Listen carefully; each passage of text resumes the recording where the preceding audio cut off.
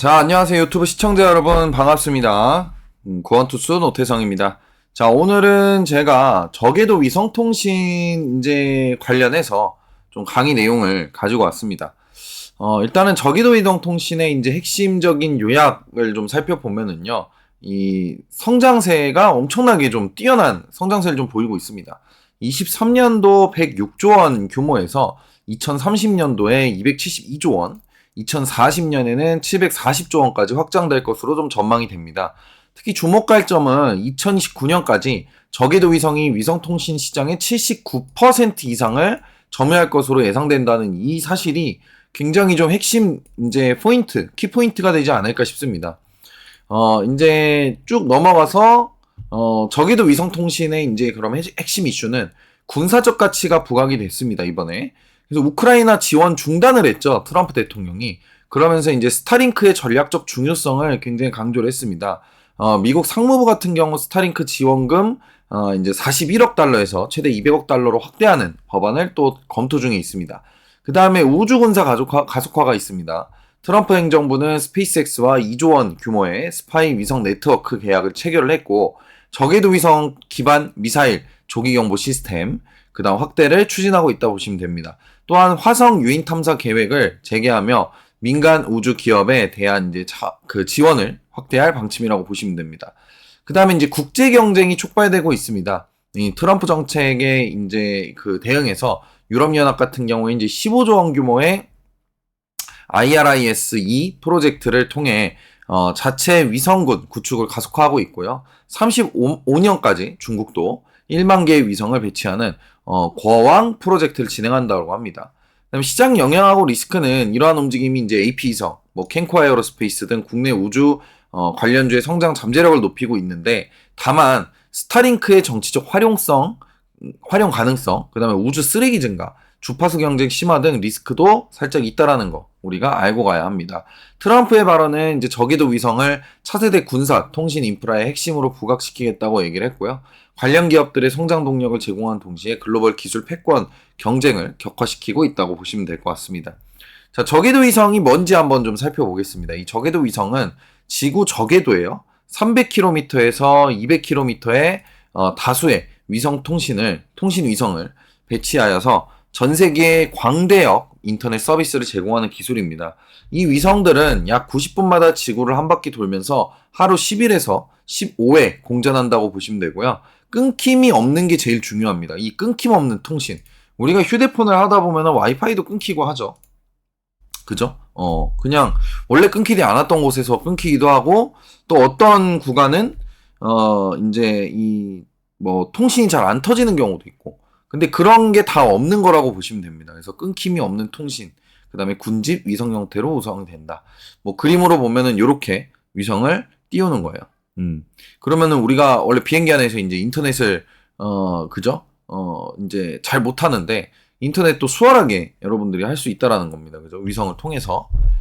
그 다음에 이제 이런 선박, 이제 태평양이나 이런데 통신이 잘 안 되겠죠. 당연히 망망대해. 그런데 이 선박에서도 이 저궤도 위성을 이용을 하면은 통신이 굉장히 잘 된다라고 보시면 될 것 같습니다. 그 다음에 이제 정지궤도 위성과의 차이점이에요. 이 정지궤도는 우리가 기존에 쓰는 이 위성, 그죠? 우주에 떠 있는 이게 이제 정지궤도 위성이라고 보시면 돼요. 그래서 저궤도 위성과 정지궤도 위성 같은 경우에는 통신의 지연 시간, 저궤도 위성은 당연히 낮은 항공에 떠 있으니까 통신이 굉장히 빠르겠죠.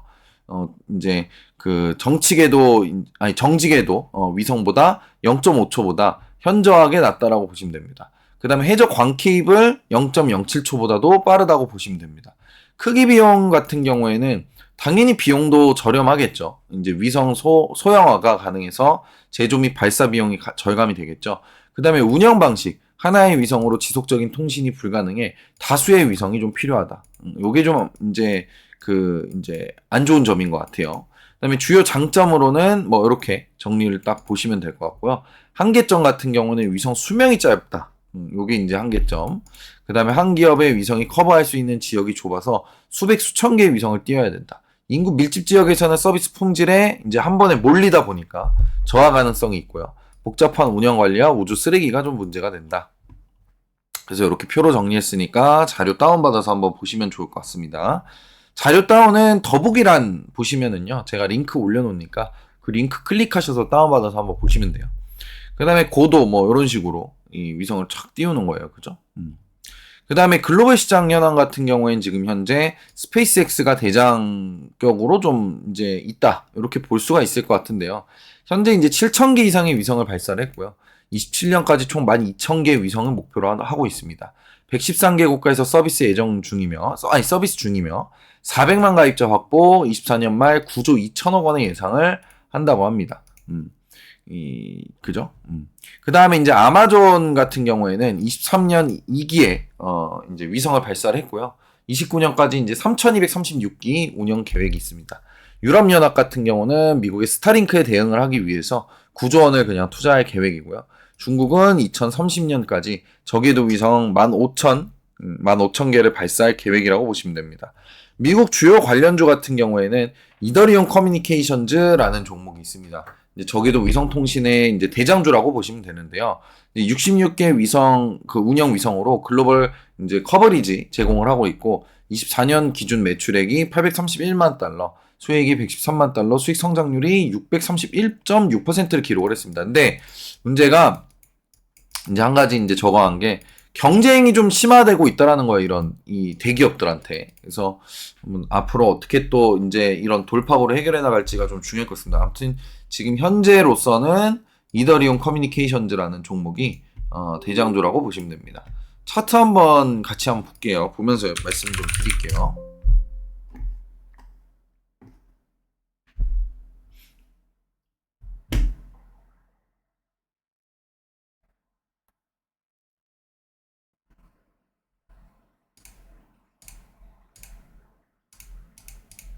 자, 요게 이제 이더리움 커뮤니케이션의 이제 차트인데 굉장히 좀 지금 고점 대비해서 이 하락률을 좀 체크를 해보면 거의 뭐 60%가 넘는 그죠? 반토막이 난 하락률을 좀 보였습니다.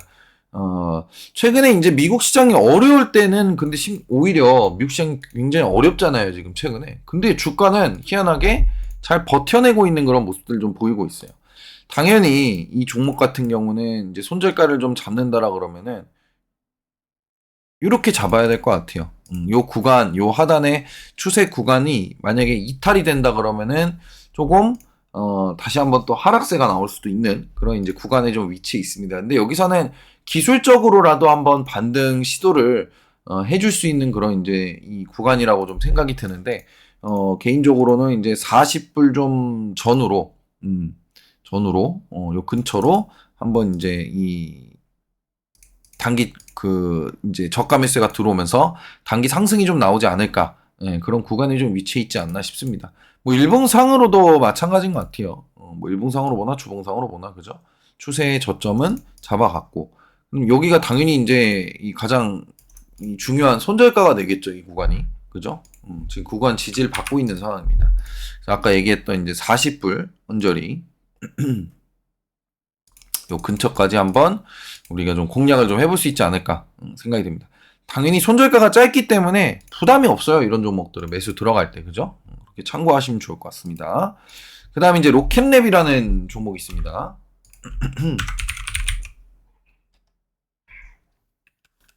로켓랩.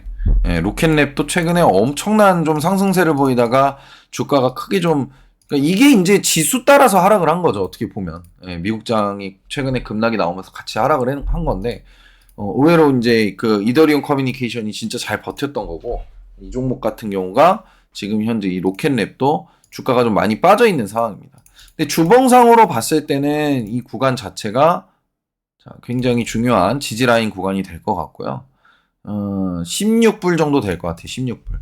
이 구간이 이탈되면 안 돼요. 이 구간이 이탈되면은 조금 추가적으로 뭐 여기 구간까지도 빠질 수 있을 것 같아요. 아무래도 뭐 7불 때까지도. 그래서 이 구간이 굉장히 중요한 이제 지지 구간이고 여기서는 단기적으로 기술적으로라도 반등이 좀 나와줘야 하는 그런 구간입니다. 한 23불 정도, 23불 전후까지도 한번 충분히 반등세는 좀 나올 수 있는 구간이니까 그렇게 참고해 보시면 좋을 것 같아요. 이 로켓넷 같은 경우도 이제 이 최근에 그죠? 이 그 소형 엘리오 위성 발사 전문 기업이고, 일렉트론 이제 로켓으로 최대 300km 300kg 탑재량 발사 가능하고요. 24년도 2분기 전년 대비 이제 71%나 성장을 했습니다. 크게 성장을 좀 많이 하고 있는 것 같아요. 그 저궤도 위성 쪽이. 그 다음에 이제 이 글로벌 스타라는 기업이 있고, AST 스페이스 모바일이라는 기업이 있는데, 사실 이쪽은 한번 뭐 차트는 좀 보겠습니다.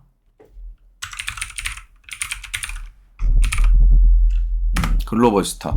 이게 좀 지금 현재 상장된 지 얼마 안 된 종목이라서 분석이 사실 하기가 좀 쉽지가 않아요, 이 종목은.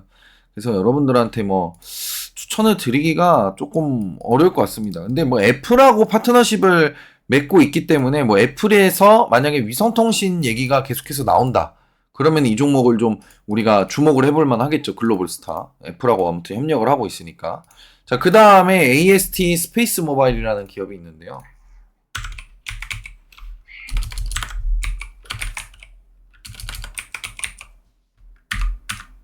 AST 스페이스 모바일.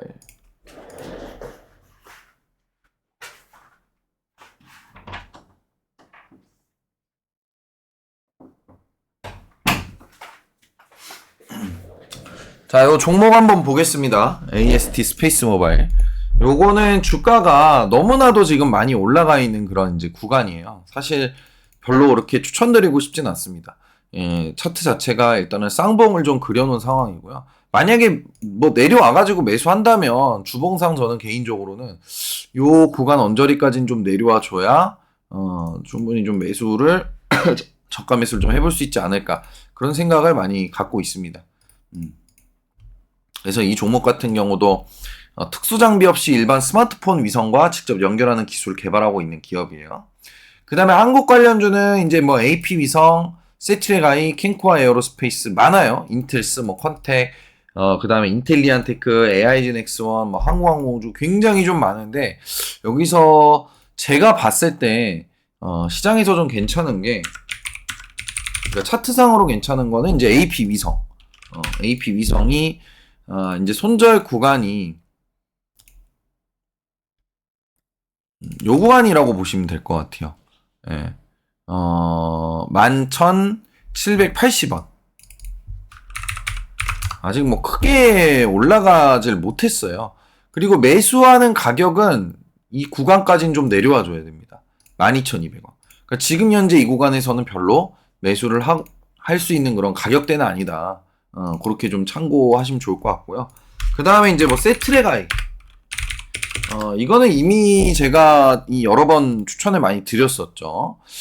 이 구간에서 이제 여러 번 추천을 많이 드렸었는데, 지금은 다 팔고 없지만 우리가 너무 많이 올라가 있는 그런 이제 또 상황이다 보니까 지금 당장 뭔가 이제 따라가서 매수를 하기는 쉽지 않아 보입니다. 지금 이것도 뭐 어떻게 보면 짧은 이 구간 안에서는 쌍봉을 좀 그려놓은 상황입니다. 그래서 이 구간을 어떻게 돌파하느냐에 따라서 앞으로 추후 공략을 좀 짜볼 수 있을 것 같아요, 종목 자체가. 그 다음에 넘어가서 캔코아 에어로스페이스, 엔텔스 한번 보겠습니다. 캔코아 에어로스페이스 같은 경우는 자, 요 구간이 굉장히 좀 중요한 구간입니다. 차트상으로는 바로 요 구간. 네, 요 구간 이탈이 절대 나오면 안 되고요. 이 기술적으로 이 굉장히 강력한 거래량이 붙는 장대 양봉이 지금 발생을 했잖아요. 그죠? 그렇기 때문에 이 저점 구간 12,390원 정도, 요 구간이 이탈이 되면 안 됩니다. 요 구간 이탈이 되면 추가적으로 241선 깨고 11,000원대까지도 내려올 수 있기 때문에 이 구간이 굉장히 중요하고, 목표가 같은 경우에 단기적으로는 요 구간은 좀 잡을 수 있을 것 같아요. 15,200원 전후. 그렇게 참고하시면 좋을 것 같습니다. 그래서 이것도 참 지금 매수해서 들어가긴 좀 애매하죠. 요런 구간에나 요런 구간이나 아니면은 장대 연봉으로 좀 밀렸을 때 이런 구간에서 들어가는 게 제일 좋았는데, 지금 또 조금 올라가 있는 상황이기 때문에 이런 구간에서 매수하기는 좀 쉽지는 않아 보입니다. 예. 요즘 시장이 안 좋으니까 종목들 뭐 하시더라도 웬만하면은 뭐 비중을 막 20% 30% 이렇게 크게 실으시면 안 돼요. 이제 기회는 반드시 옵니다. 시장이 안 좋은데 시장이 좋아진 기회는 반드시 오니까 현금을 일정 부분 가지고 계셔야 됩니다. 엔테스 엔텔스. 엔텔스는 지금은 아예 이거는 뭐 매수를 할 수가 없는 그런 구간입니다. 현재로서는. 이거 좀 시간이 좀 오래 걸릴 것 같아요, 종목이. 예, 시간이 좀 오래 걸릴 것 같습니다. 엔텔스는 조금만 더 기다려보는 게 좋아 보인다. 되게 애매합니다, 이 자리가. 웬만하면은 이제 요런 구간들이나 그 다음에 이제 지지력이 좀 있는 구간이 이제 여기네. 그래서 이게 그러니까 올라가는 거는 저항이 너무 강해요 지금. 240일선하고 21선이 저항이 너무 강하고 떨어지는 거는 저항력 그 지지력이 없습니다 별로. 그 떨어지는 거는 좀 쉽게 떨어질 수 있고 올라가는 건 좀 올라가기 좀 힘든 구간이에요. 네, 그래서 그렇게 보시면 될 것 같아요. 그 다음에 이제 뭐 컨택. 이 컨택이란 종목도 이제 나쁘지는 않다 지금 자리가. 제가 봤을 때는 21선 구간은 좀 이탈해 있는 그런 이제 상황인데 되도록이면 요 구간입니다. 요 구간. 요 음봉 구간인데 1,700원이네요. 1,700원. 1,700원이 좀 이탈이 없어야 됩니다. 그러면은 이 구간에서는 한번 다시 또 요 241선까지도 한번 튀어 올라갈 수 있는 그런 구간이라고 생각을 하시면 될 것 같습니다. 그다음 뭐 인텔리안테크 뭐 이런 종목들도 있는데 저는 인텔리안테크 차트 굉장히 좋아 보여요. 얘는 이제 소형 위성에 들어가는 이제 안테나 세계 1위 기업이라고 보시면 됩니다. 소형 위성 관련돼 있는 기업인데 요렇게 지금 박스권을 그리고 있죠. 되도록이면 우리가 매수를 할 때는 이 박스권 절반과 아래로 내려왔을 때 그때 분할 매수할 수 있다 그랬죠. 그래서 그 구간까지는 좀 기다려 주셔야 되지 않을까. 만약에 뭐 지금 나는 단기적으로도 매수는 가능한 구간이거든요. 근데 당연히 좀 시장이 받쳐줘야 되는데 이 구간에서 매수를 한다 그러면 지금 그어놨던 이 박스권 절반 구간 아래로 내려오면 손절을 쳐야 돼요 빠르게. 그 손절가는 아마 이 11선을 잡으시면 될 것 같습니다. 11선 밑에서 올라오는. 저는 지금 현재로서는 인텔리안테크의 차트가 가장 좋아 보인다. 그렇게 말씀을 드리고 싶어요. 그 다음에 AIG 넥스원 한국항공우주가 있는데 요게 있고 너무 많이 올라서 근데 AIG 넥스원 요 종목들은 좀 패스하도록 하겠습니다. 너무 많이 올라서 지금 뭐 굳이 뭐 손댈 필요가 있나 싶어요. 자, 아무튼 오늘은 요렇게 이제 적에도 위성 관련돼 있는 종목들에 대해서 한번 좀 설명을 드렸는데요. 요 종목들 이 자료 추가적인 내용 밑에 있는 내용들은 한 번씩 여러분들이 자료 다운받아서 읽어보시면 좋을 것 같습니다. 다 뭐 제가 위에서 말씀드린 내용들이니까 참고하시면 좋을 것 같습니다. 자, 고생들 많이 하셨고요. 이번 이제 영상은 여기서 마무리하고 다음에 더 좋은 정보로 찾아오도록 하겠습니다. 수고하셨습니다.